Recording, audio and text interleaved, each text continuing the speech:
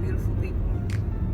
So today I just wanted to talk about the things that are surfacing for a lot of people, including myself.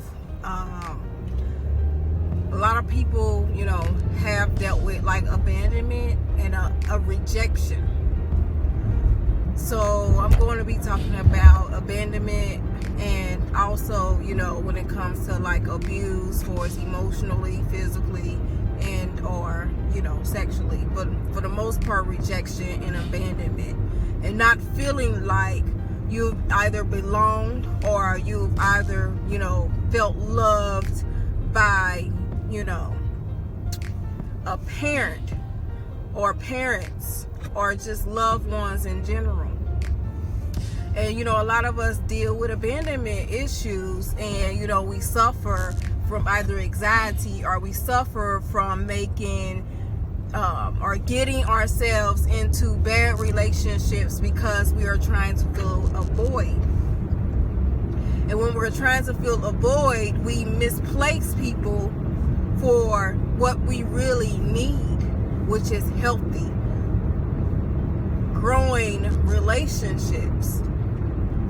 And so I want to talk about me in particular. My abandonment and my rejection started off from the neglect and the abandonment from my father, and not feeling loved particularly by anyone from that side since I was young.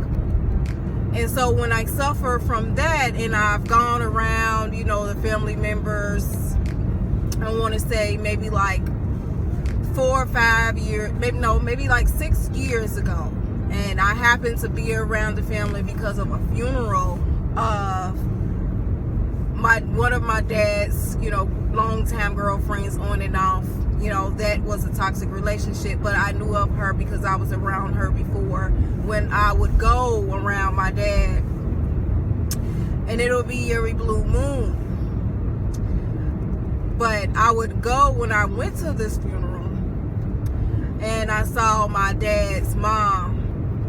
She looked at me as if she didn't know me. She looked at me as if I never existed. And then from then on, I never felt like, okay, I belonged in that family. I belonged in that soul tribe, or I belonged to that man far as his seed.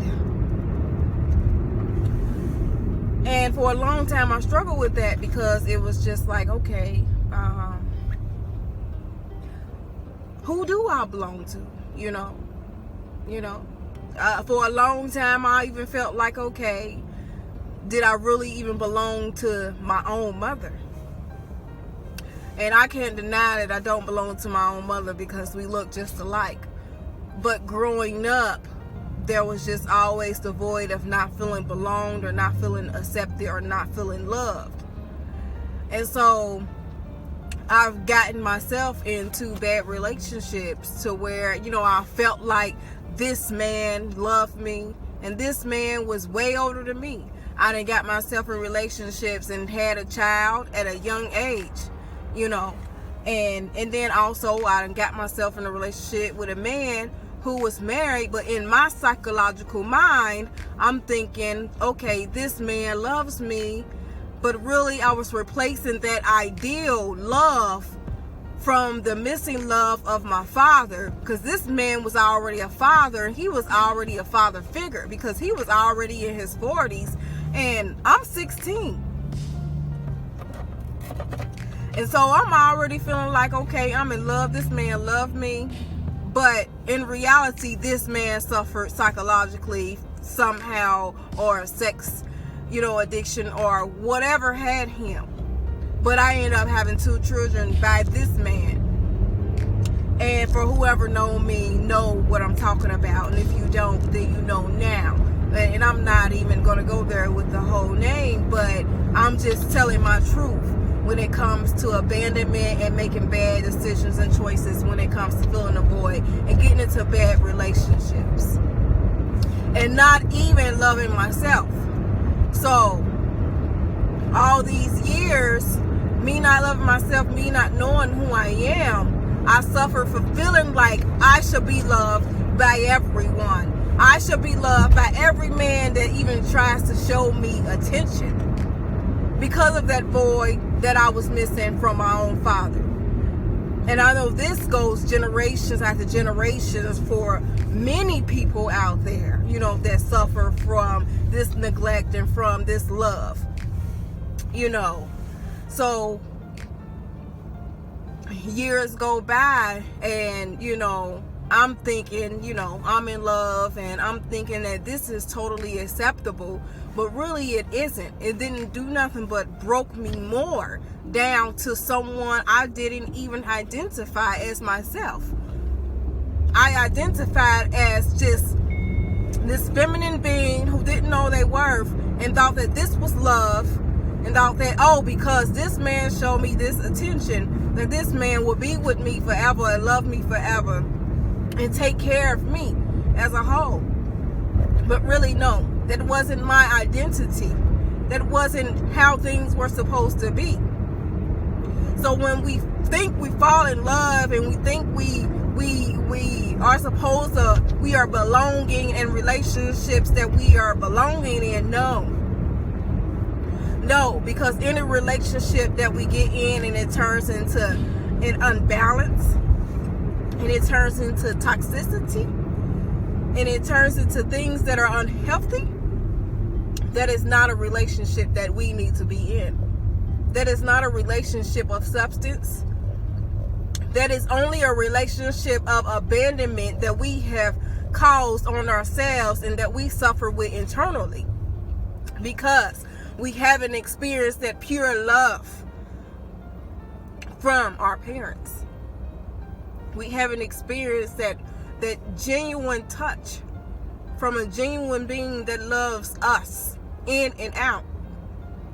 So we take whatever it is that we feel that we can take, that we feel that we deserve, but that no, it isn't. So when people suffer from abandonment and they suffer from rejection, even when they get older, that's only because of the void that has been missing within their lives from them being young until they gotten older. And some people still suffer from it now. With, oh, you know, these people don't accept me. You know, these people don't love me. And, you know, being accepted is one thing, but being rejected is another.